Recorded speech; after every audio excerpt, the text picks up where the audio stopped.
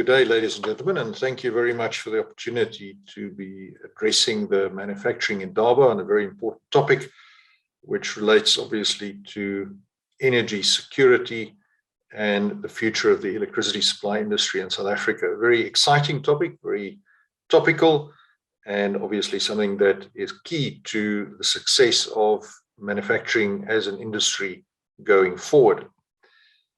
So let's talk about where we are with the manufacturing sector in South Africa. Clearly, we have underperformed in terms of our GDP growth relative to the rest of the world.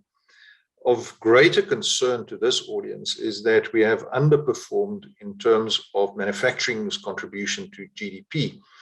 And we've essentially seen manufacturing being decimated from 20% of GDP in 1994 to a mere 11.2% in 2020. And this means that it has contracted at a rate of about 2% per annum since the advent of democracy. And for a country such as ours, which has a significant unemployment rate, it is clear that we need to address this premature deindustrialization, to use Danny Roderick's phrase, sooner rather than later, because we are shedding continuously further jobs in that process. Now, as I said, unemployment remains exceptionally concerning, and this clearly is the #1 crisis facing South Africa. We are currently sitting at a rate of about 33%, and we have lost, just since 2008, 300,000 jobs in manufacturing. And of course, that implies that there are direct jobs lost. The indirect job multiplier is significantly higher than that. And this is reflected in the real crisis, if you unpack the unemployment rate, which is youth unemployment, which is sitting at a catastrophic 44.2%. And we are losing productive capacity. And if we do not address a particular youth unemployment, it is clear that we face a demographic time bomb, which the country can ill afford.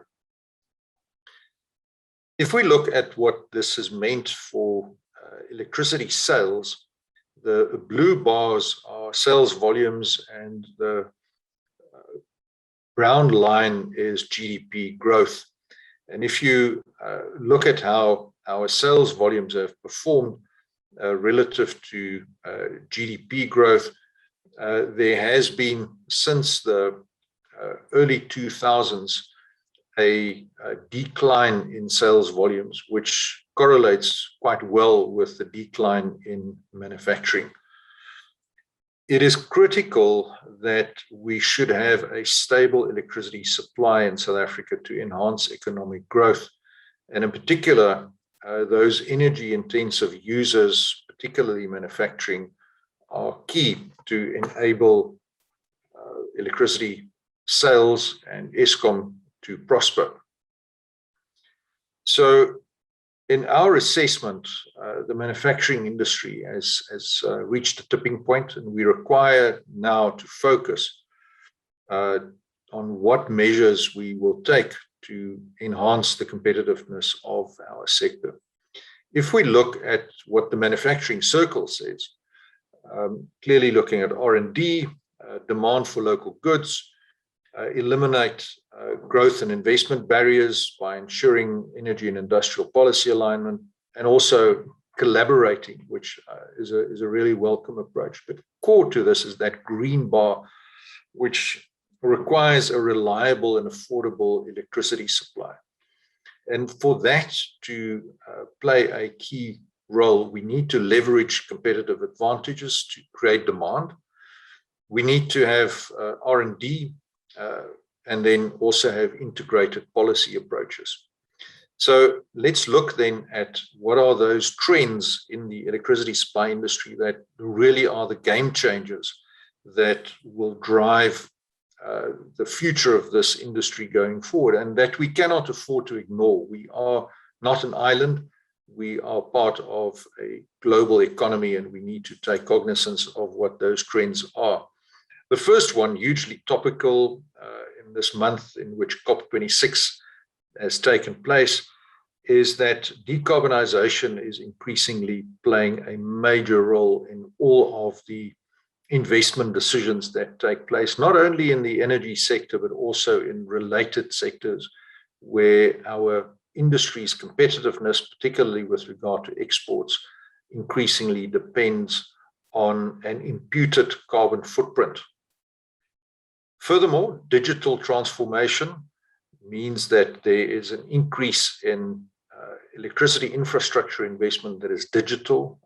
Costs are coming down for grid technologies. So-called smart meters are increasingly affordable, and they are necessary in order to enforce payment, ensure that billing is accurate, but also to allow for bidirectional metering, which means that if you have a rooftop installation with PV, then you can feed back into the grid. But for that to take place, you need a smart meter. The third D in this list of 4 Ds is decentralization. Increasingly, we see distributed energy. We see more participants entering into the power market. So the old days of the monolithic, vertically integrated monopoly are rapidly receding into the distance. And if you fly over our cities, you will see that there is a veritable explosion of residential and commercial rooftop installations, which clearly has a significant impact on electricity generation and distribution. So people are moving away from the large power generation facilities that we've known for just on 100 years in South Africa to a far more decentralized approach. The fourth D relates to democratization, and increasingly customers will be afforded the opportunity to choose. And this is very important because for 100 years, Eskom has been Hobson's choice when it has come to deciding on who your supplier of electricity will be. What we are seeing now is a trend that very much resembles the telecoms industry, where you can choose a service provider and seamlessly move between different service providers to follow where you think you can get the best deal for your business or for your home. And that trend is going to accelerate, and it's going to be increasingly important. So these are the 4 Ds that are really going to change our industry and that have already had a significant impact. And Eskom, of course, is not unaware of these trends. These trends can be seen as threats, or they can be seen as opportunities. And it's really a glass half full or a glass half empty approach that we can take. If we look at financing, increasingly the financiers, the lenders are coming out very strongly against financing any new coal. Global lenders are both restricting and exiting fossil fuels, and not only the lenders, but also the insurers. We as South Africa have a very high intensity economy in terms of our carbon emissions. We have 25% higher carbon emissions per capita than China, double the global average. So we really are an outlier when it comes to the amount of GDP produced per ton of CO2 emitted into the atmosphere. The European Union has already announced that from 2023, it will impose a carbon border tax, and this will create significant risks for South African manufacturers, miners, and also agriculture as they seek to produce and export their goods to our traditional trading partners. Furthermore, our own financial position is under threat. We don't have sufficient revenues to cover the cost of our operation and debt service. And then in additional, we've got a couple of customers, about 20 of them, who are not paying what is due to Eskom. And that means that collectively our municipalities owe us some 39 billion rand in overdue debt. Coupled with that, we have this aging coal fleet. And as we emerge out of load shedding, of course, I don't need to remind this audience that our plant performance is really not satisfactory. And we have to invest some 300 billion rand in order to achieve environmental compliance. If we don't, somewhere between 18 to 30 gigawatts will be at risk. So that's the dark side of the equation. Let's look at what the positive side of the equation is. And the first one is that we have seen an astonishing decrease in the cost of renewable energy. In bid window 5, the numbers have come out around 42 to 43 South African cents per kilowatt hour, which really is an immensely pleasing outcome and demonstration that renewable energy is now definitely more than cost competitive with conventional generation technologies. Added to that, we have some of the best solar and wind resources in the world. If you visit Northern Europe, the Netherlands, Germany, places with really less than ideal sunshine, you will see PV installations on almost every rooftop. We have not nearly harvested our resources to the same extent. If we can offer to investors a predictable pathway towards a cost-reflective tariff, that will mean that we can incentivize investment into clean generation projects so that investors can be assured that they will be able to earn an acceptable return. We also have a significant challenge in terms of timing. We need new generation capacity on the grid sooner rather than later. We currently have a shortfall of between 4 to 6 gigawatts of generation capacity, which is one of the primary reasons why we are experiencing load shedding. If we look at the options at our disposal, we only have really solar and wind, which will take 18 to 24 months to install, and natural gas, which we anticipate can be installed within 36 months. New nuclear and coal will take more than a decade to bring onto the grid. And while we are not ruling out nuclear as a potential part of the portfolio going forward, in fact, we want to extend the life of Koeberg by a further 20 years. We do think that the time available to deploy this technology really will force us into pursuing renewable energy, apart from other considerations regarding cost as well as environmental footprint. We also think that there is a significant job dividend that can be delivered by focusing on renewable energy. And this can all be built with concessional funding. We have recently heard about the announcement by a group of international governments, foreign governments, who've made available 131 billion rand to support South Africa's just energy transition. And there is a lot more money available on highly concessional terms to enable South Africa to pivot away from coal to renewable energy.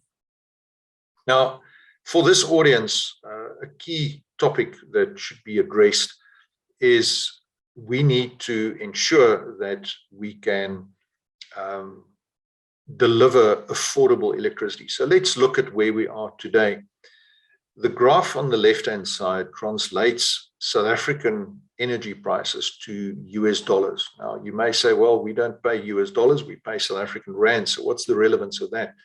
The relevance really is that for our exporters, and here I include manufacturers and miners, they often compete in dollar-denominated markets. And it's very important that we compare apples with apples. our global competitors, when we compare their electricity costs, clearly, if you compare us to the US, we have not even kept pace in terms of our electricity price increases with US inflation. So we are still, if I look at the graph on the right-hand side, for industry, among the lowest tariffs in the world. And this is not something that I say without sympathy for those manufacturers who are located in municipalities where there are significant markups. And we also understand that the price shock of adjusting to cost-reflective tariffs, which really is a result of decisions by the regulator not to allow for cost-reflective tariffs over many years, leading to a shortfall of about 380 billion rand in Eskom revenues, which is very close to our total accumulated debt. We understand that a sudden adjustment will cause a price shock, and we therefore need to mitigate it. One of the ways in which we can mitigate it is to increase free basic electricity for indigent users. We have significant poverty in South Africa, and obviously we need to ensure that those people who do not have the means to afford electricity are given access to some quantum of electricity that they will be able to use to live in dignity and share in the development that electricity can bring. There are also incentives in the Income Tax Act for energy efficient investment, and we would propose that those be extended. And where we have energy intensive users, we are more than willing to engage in negotiations to establish negotiated pricing agreements to mitigate the impact of price increases. Lastly, we are also of the view that we need to address discrepancies in municipal tariffs, where the markups can be as high as 161% above the Eskom tariff. So the effective electricity tariff that many factories will pay does not relate so much to what Eskom charges, but to what the municipality charges. And I think that is a key point to bear in mind when comparing electricity cost. There is a current approach by SELGA to the courts to explore taking over all electricity supply and then enabling a markup to be applied to the Eskom tariff to be recovered from all commercial and domestic users in municipalities. Clearly, this will have a significant inflationary impact on the cost of electricity going forward. Eskom, in response to all of these trends, has developed a strategy pivoting around the just energy transition to take us from our short-term turnaround program to long-term sustainability. In the short term, we are taking steps to strengthen our balance sheet, to improve our income statement by cutting costs, by collecting additional revenue, by buying smarter, particularly by curbing further price increases in the cost of electricity, to build a high-performing culture, improve our operations. There's a lot of work to do at our power stations in particular to get a culture of operations excellence embedded. And then lastly, to enable more private sector investment in generation in particular by restructuring the entity and unbundling into 3 wholly owned subsidiaries of Eskom Holdings into generation, transmission, and distribution. By focusing on our triple bottom line sustainability, we will be able to transition into a utility that will achieve net zero emissions by 2050 and enable effective and equitable access to electricity by modernizing our power system. We want to be financially and operationally stable and enable a competitive energy industry for the future. And how do we achieve that? How do we pivot from the short term to the long term?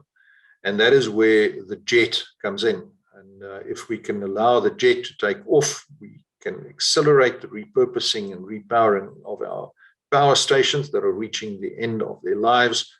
We can ourselves pursue a modest share in renewable energy allocation. We don't want to crowd out the private sector, but we do believe it's important for us to play a role in renewable energy generation going forward. We want to ensure that this transition is just. Crucially, for a country with such high unemployment, we do not want to add to the unemployment numbers by mindlessly moving away from coal into renewable energy. And that is why the just is emphasized continuously in all of our communications. It is crucial, though, that we need to have appropriate industrial policy to drive manufacturing investment. And this is an area that I believe is ripe for learning from the Motor Industry Development Plan, which has been exceptionally successful in establishing a vibrant and competitive auto manufacturing industry. And we are of the view that with appropriate policies, a similar result can be achieved for the renewable energy sector. So for us to achieve this, we need to significantly, as a country, scale up our investment in our electricity supply structure.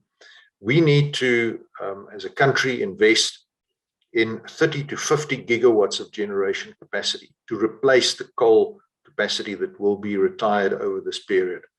We need to build some 8,000 kilometers of transmission line, 6,000 kilometers of distribution line, and 100 transformers. And these are very large transformers to expand and strengthen our network to connect new capacity.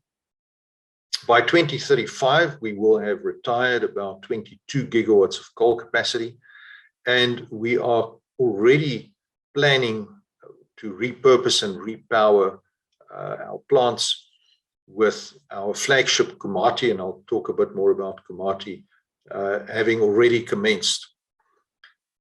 This is an important effort to ensure that we don't leave ghost towns in our wake. So we don't just lock the gate to the power station and walk away, but that we re-energize, if you will, those power stations so that we can create a life after coal for the communities and those who have invested in the coal value chain. We would like to engage with manufacturers and with construction companies as well as suppliers to understand how we can optimally localize through our procurement processes to maximize the investment opportunity. And I think this is important to understand where our comparative and competitive advantages are, that we don't mindlessly set up industries that are not globally competitive. We need to identify where are the areas where we can, in fact, compete with China and where we would rather just buy the components from the lowest cost supplier globally. So, for example, on photovoltaic wafers, it makes sense to buy from China, but for frames, gantries, plate glass, there's a clear opportunity for us to buy locally. And this will require us to reskill our workforce. And there are some really exciting retraining and reskilling opportunities available that we are working together with industry associations to enable. Microgrids are an exciting innovation that we have developed at our research and development facility in Germiston. And this will enable us to provide electricity to the 13% of South Africans that still don't have access to grid-tied electricity. And we believe that this is a great opportunity to also drive black industrialization by enabling local manufacturers to partner with Eskom to roll out these microgrid solutions. We also need to build those meters that I referred to in order to manage bidirectional energy management and become a more flexible power generator. Now, if we get this right, a huge opportunity for us to drive economic recovery. There is a lot of appetite from foreign direct investors to come and invest in South Africa. We believe that there is more than 1 to 2% GDP boost that can be driven by scaling our electrification. We also believe that there is a great stimulus that can be derived for the mineral sector, which of course is a driver for manufacturing.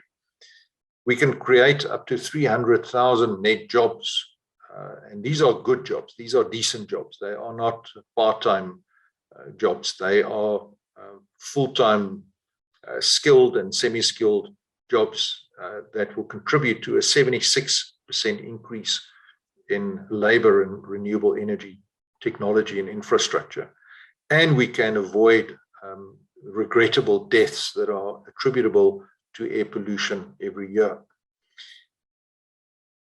By implementing this strategy, we can save a cumulative 1.2 gigatons of carbon, which is a really phenomenal number. And this will enable us to roll out between 5 to 10 gigawatts a year, which is in excess of that what is contemplated in the IRP, a really exciting opportunity to drive demand, and demand will also, in our view, drive investment in manufacturing. And as much as 50% of South Africa's power could come from solar and wind by 2030. This will enable us to provide clean and reliable energy access to our neighbors, increase our sales, and reap the reward of a 4-to-1 ratio by investing in resilient infrastructure. And this is very important for us to avoid the negative impacts of climate change, which is modeled to impact South Africa faster and more negatively than the rest of Africa. Komati, as I've said, has been in operation since 1961, and it is now time for it to retire. The last unit will shut down in September of next year. We've already commenced with setting up agrivoltaics. This photograph that I'm indicating here is an example of that. The containerized microgrid solution that I've referred to, this can be set up on any site within a day. The solar panels are built on an awning. This awning is rapidly deployed, and the total cost of one of these units is estimated at about 1.3 to 1.5 million rand, with fully automated, remote controlled from our operations center, and can supply electricity to between 25 and 30 households at very low cost, certainly competitive with grid connection. If we want to achieve this, we believe that it's critical for us to have integrated and aligned policy to create this reinforcing environment to enable these desired outcomes to be achieved. It is perhaps time to again look at the IRP. Yes, it is 2 years old, but the world has really changed since that plan was put together, and we believe that dynamic energy planning should be a hallmark going forward. We should also look at our procurement processes. The notion that investors in private generation capacity have a 20-year take-or-pay contract with annual inflation-linked increases backed by a sovereign guarantee really is inconsistent with the typical risk profile that is allocated not only in international bid rounds for renewable energy, but also for manufacturers who build factories to make widgets. No one gives you a sovereign guarantee that all your widgets will be bought or that your investment will be able to enjoy inflation-linked increases on an annual basis. So we believe that there is a rebalancing required of the risk allocation, also to create more space on the national balance sheet. The fiscal policy, we think, has an important role to play as well, to ensure that there are the appropriate tax incentives, that we take another look at the Public Finance Management Act, as well as the Public Procurement Framework Act. We think that there are opportunities to really make those two laws more agile and more dynamic. And we believe that careful consideration of the carbon tax is one of the levers that can be pulled to mitigate potential increases in our tariff. The third policy leg that is very important is to consider environmental policy. It makes very little sense to invest between 30 and 40 billion rand in flue gas desulfurization technology per power station, when that power station is only scheduled to run up to 2035. The benefit obtained from that investment is far outweighed by the cost.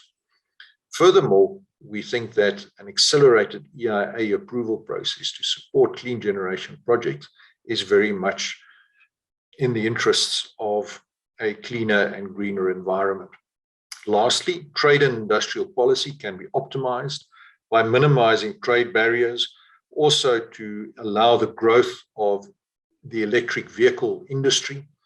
And we are told that the DTIC are already looking at measures to stimulate the transition of the South African vehicle manufacturing industry to drive greater EV manufacturing capability. Lastly, we believe that the targeted declaration of special economic zones, for example, in a city like eMalahleni, would go a long way towards attracting manufacturing investment in renewable energy components to those towns in order to offset some of the inevitable job losses that will occur as we move away from coal as a primary energy source. If we do this, and we do this right, we can avoid the vicious cycle of increasing unemployment, which leads to a loss of manufacturing capability, deindustrialization, the negative impacts on the economy, divestment from the country linked to fossil fuel divestments, border taxes, and increasing cost of inefficient generation. If we turn this cycle around into a virtuous cycle, we can reindustrialize, we can build local manufacturing ability, we can create new skills and expertise, drive positive GDP growth by accessing affordable financing, and create security of supply of electricity, which is very much top of mind for most South Africans today. So, ladies and gentlemen, to conclude, it is clear that reliable and affordable power is critical to reviving the manufacturing industry in South Africa. And we think that renewable energy, as well as Eskom, can play a key role in this regard. We think that clean energy can give South Africa the fastest and least cost path to address its capacity challenges. And we really want to partner with the private sector to enable this to happen. The bad news is that electricity tariffs must move towards cost reflectivity. But the good news is that with renewable energy costs plummeting, we can arrest the relentless upward trend in electricity tariffs by changing the composition of the energy portfolio going forward. And the last takeaway that we want to bring to your attention, that this will require a collaborative effort between Eskom, industry, as well as labor and government, in order to put in place smart policies to enable this just energy transition so that we can harvest the green dividend. Thank you very much for the opportunity, and I wish you all the best with your manufacturing endeavor.